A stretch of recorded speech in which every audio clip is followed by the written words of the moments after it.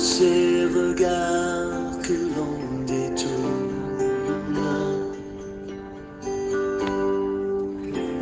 devant le mal qui t'a cloué. Pour ce péché où l'on retourne, malgré le sang qui a coulé.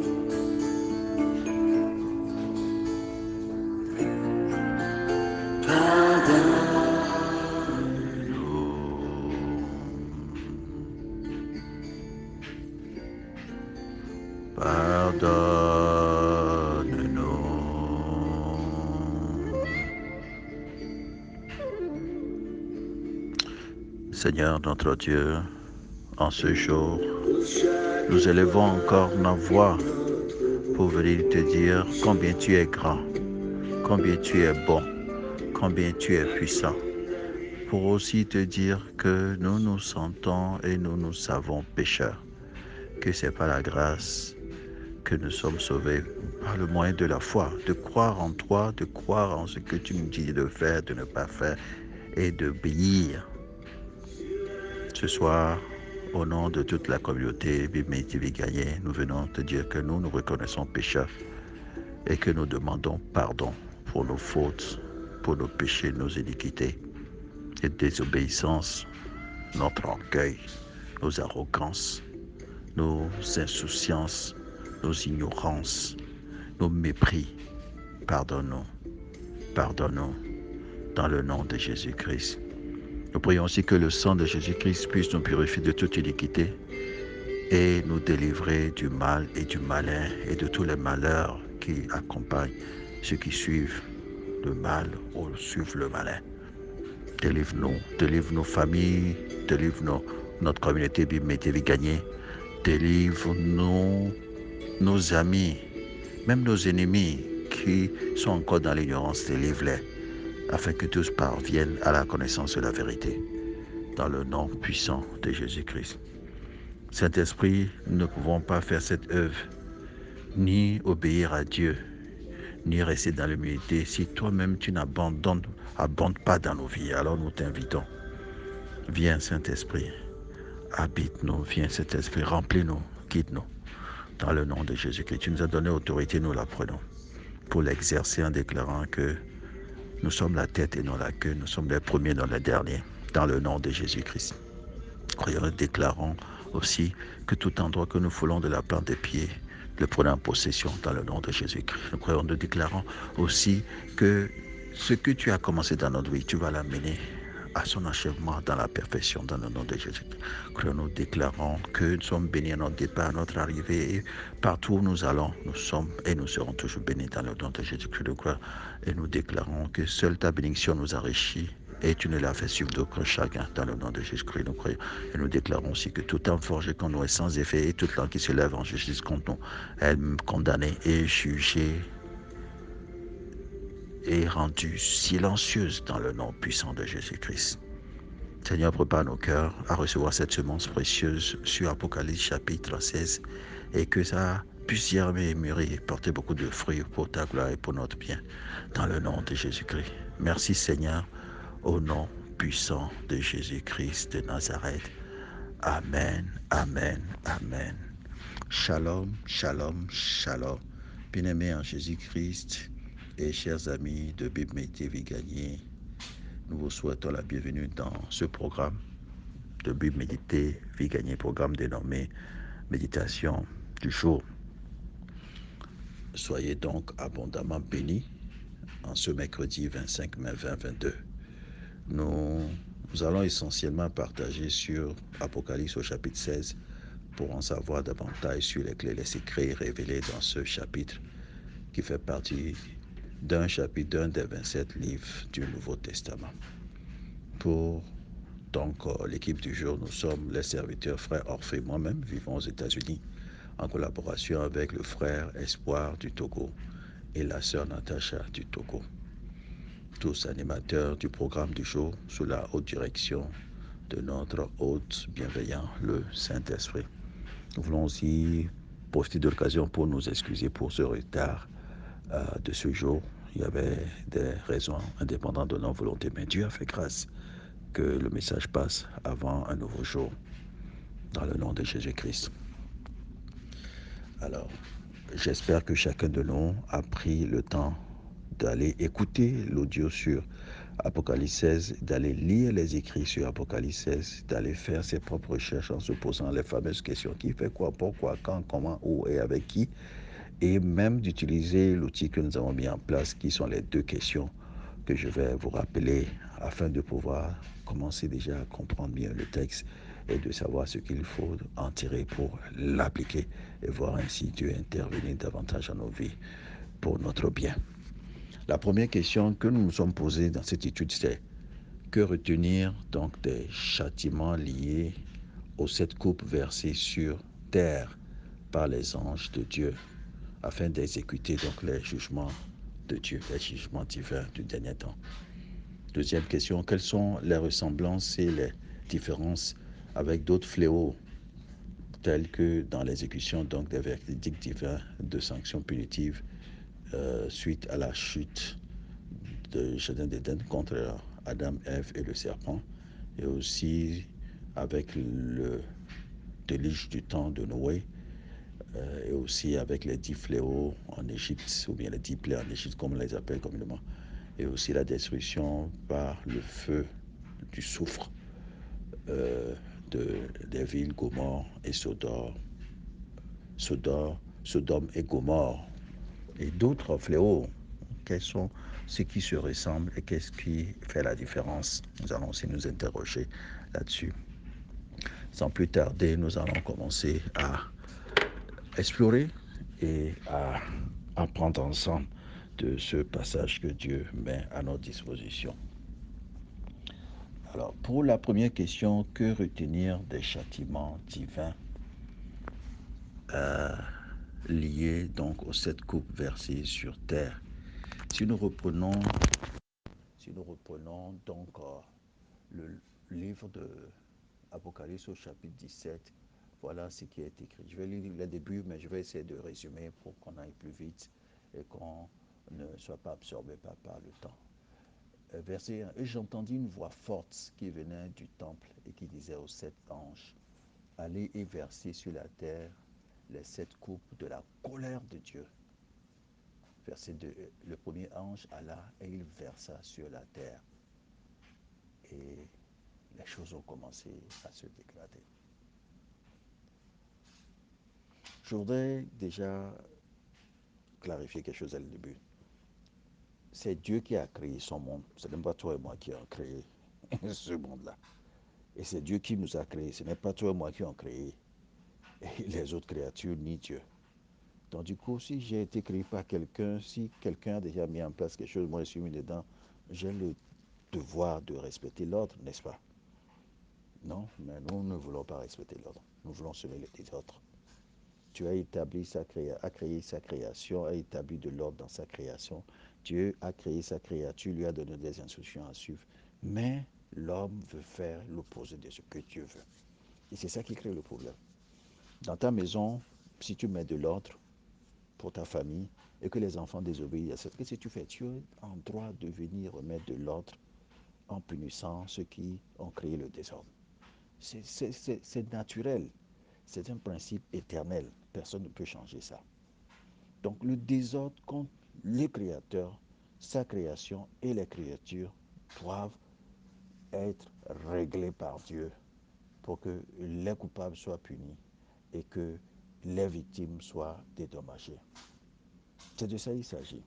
Quand on parle de jugement, c'est une décision exécutoire qui est rendue par une autorité supérieure, dans ce cas Dieu, ou bien pas une juridiction d'un pays ou bien d'une nation, contre une personne, contre un groupe de personnes, contre un pays. Nous avons appris récemment que la communauté internationale a pris des mesures qu'on appelle des sanctions contre la Russie suite à l'invasion de l'Ukraine, non, n'est-ce pas? C'est une sorte de jugement. Mais est-ce que ce jugement est légitime ou pas? Nous ne sommes pas en voie de répondre à cette question, mais déjà comprenez qu'une autorité peut dire: parce que j'ai la force et je prends des décisions, des sanctions contre X, Y à cause de A, B, C, D. C'est de ça qu'il s'agit. Alors, quand on parle des causes, on se demande souvent qu'est-ce qui peut pousser Dieu jusqu'à ce que Dieu puisse juger les gens. Dans ce cas d'espèce dans Apocalypse 16, nous avons vu que le septième ange, la septième trompette qui fut résonnée appela 7 anges à venir accomplir la colère de Dieu en portant ses colères dans la coupe. Nous avons déjà vu que dans, euh, dans les précédents livres, il y avait les sceaux sur le livre qui ont été ôtés un à un, et chaque fois qu'il y a un sceau qui est ôté, il y avait un châtiment. Et après, nous avons vu qu'il y a aussi eu euh, des trompettes qui ont sonné. Chaque fois qu'il y avait une trompette qui sonnait, il y avait quelque chose qui se passait. La septième trompette qui a sonné, c'est ce qui a appelé maintenant 7 autres anges qui sont venus avec des 7 coupes pour maintenant accomplir un autre jugement de Dieu. Bien aimé, les jugements des 7 coupes sont décrits dans Apocalypse 16 que nous étudions, du verset 1 à 21. Ils sont suscités par la septième trompette. La première coupe, pour résumer un peu, frappera les hommes d'ulcères douloureux, des plaies. Nous voyons ça dans Apocalypse 16, verset 2. La deuxième coupe entraînera la mort de toute vie marine. Nous voyons ça dans Apocalypse 16, verset 3.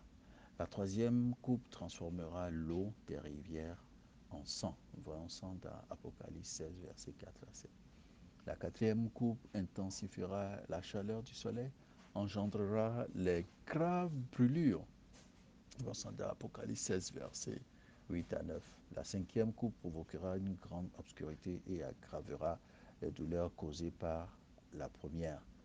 Nous voyons ça dans Apocalypse 16, verset 10 à 11. La sixième coupe entraînera l'assèchement de l'Euphrate et le rassemblement des armées de l'Antéchrist pour livrer bataille, qu'on appelle la fameuse bataille d'Armageddon. Nous voyons ça dans Apocalypse 16, verset 12 à 14.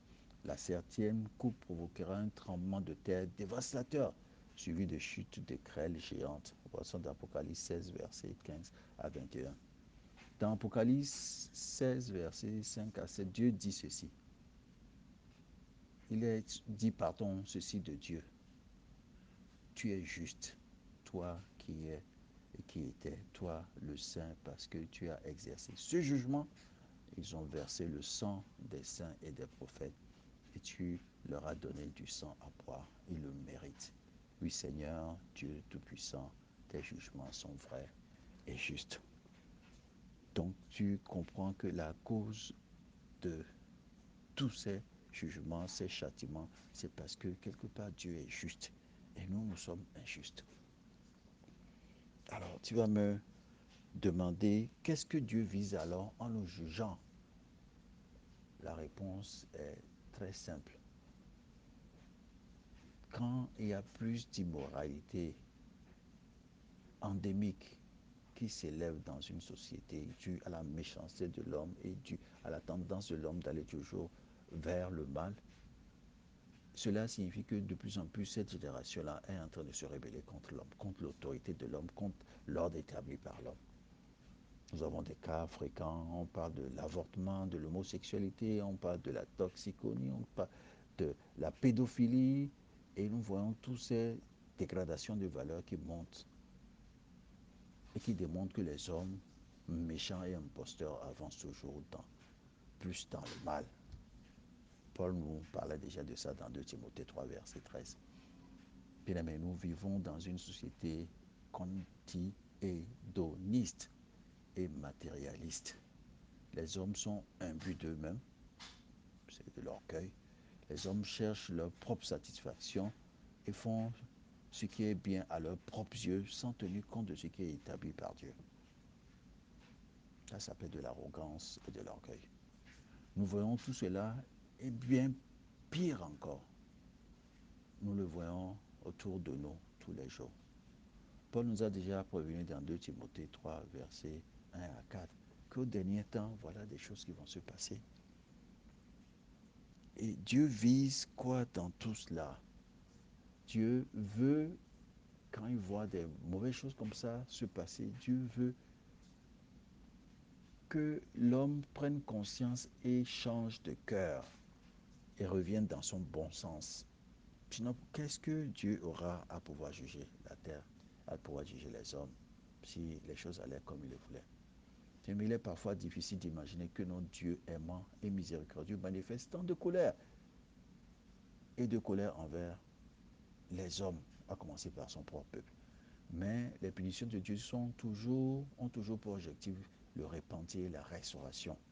Déjà dans 2 Chroniques 7, versets 13 à 14, Dieu dit ceci à Salomon: quand je fermerai le ciel et qu'il n'y aura point de pluie, quand j'ordonnerai aux sauterelles de consumer le pays, quand j'enverrai la peste parmi mon peuple, si mon peuple, ce qui est invoqué mon nom, s'humilie, prie et cherche ma face, s'il se détourne de ses mauvaises voies, je l'exaucerai des cieux, je lui pardonnerai son péché et je guérirai son pays. Voyons donc que Dieu utilise le désastre et ses jugements pour attirer son peuple vers lui, pour provoquer le repentir et le désir de venir à lui, comme des enfants qui viennent vers leur Père. C'est de ça qu'il s'agit, bien-aimés. Pour ça, Dieu est obligé de nous tirer les oreilles, et vers la fin des temps, ce sera encore plus grave, et pour qu'on puisse revenir dans notre bon sens avant qu'il ne soit tard. Parce que aujourd'hui, nous sommes encore dans le temps que Dieu a créé. C'est pour ça que ces jugements se limitent dans le temps. Mais viendra le moment où nous allons rentrer dans l'éternité. Et il n'y a pas de limite dans l'éternité. Hein. Quand un jugement est prononcé dans l'éternité, c'est pour éternité. La raison pour laquelle Satan ne peut plus être pardonné, parce qu'il a été jugé dans l'éternité. La raison pour laquelle toi et moi, nous pouvons, en tant qu'humains, nous pouvons le pardonner, c'est parce que nous avons été jugés dans le temps que Dieu a créé. Ça m'amène déjà à la transition pour le deuxième point, pour dire que retenir des châtiments liés aux 7 coupes versées sur terre. Non, j'ai déjà vu ça. Donc, deuxième partie, c'est la ressemblance et les différences à noter entre les fléaux dont nous révèlent les Écritures.